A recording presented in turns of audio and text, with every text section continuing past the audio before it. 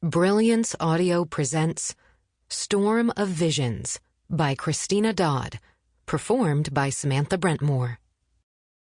Jacqueline Vargha dug her corkscrew out of her jeans and, with an expert twist and pull, opened another bottle of Blue Oak wines. The tasting room hummed with the conversation of 24 happy tourists. Happy because everyone was engaged in sampling some of the best Cabernet Sauvignon in the valley. She poured generous glasses for the young couple before her. They had money. They thought they knew a lot about wines, and if she handled them right, she could sell a case, maybe more, of the high-end wines.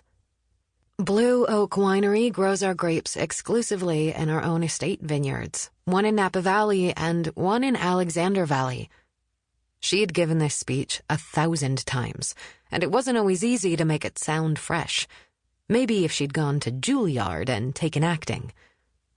As you sip the pure cab, you'll notice rich cassis and berry flavors that form the base of the wine.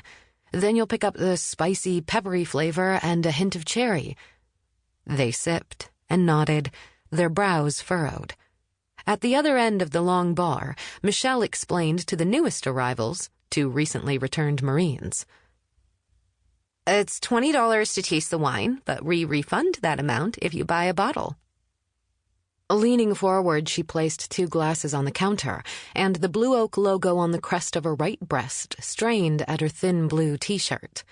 The guy's eyes glazed over, and they dug out their wallets without a hint of protest. Jacqueline grinned.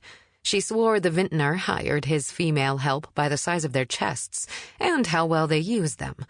How Jacqueline, with her B-cups, had gotten the job, she did not know. Maybe because the vintner's wife had wandered through during the interview, and it had been politic to employ the woman with the little boobies.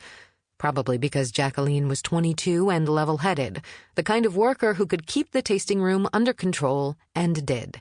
Certainly because she was tall and long-legged, and smiled like Miss America, accepting the crown.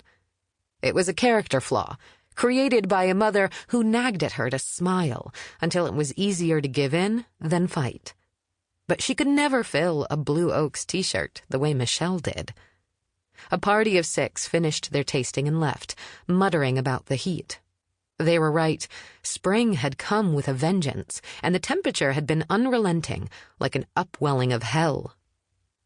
Jacqueline lifted her shoulder-length hair off her neck and wished for a breeze. An upwelling of hell.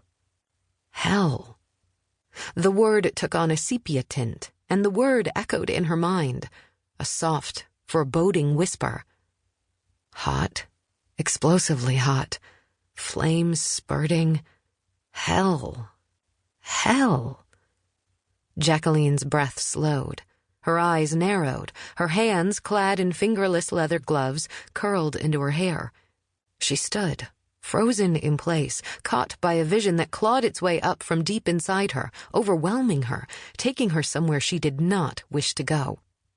Then she faintly heard the sound of water dripping, and a cold gust of air brushed the back of her neck. She snapped back to the moment, to the tasting room, to her job behind the counter serving wine to a dozen thirsty tourists, to Michelle's voice whispering, "Dibs, Jackie, he's mine. Dibs, dibs." What could have pulled Michelle's attention away from the buff young Marines? Jacqueline glanced at the guy who stood in the doorway and froze in wary appreciation.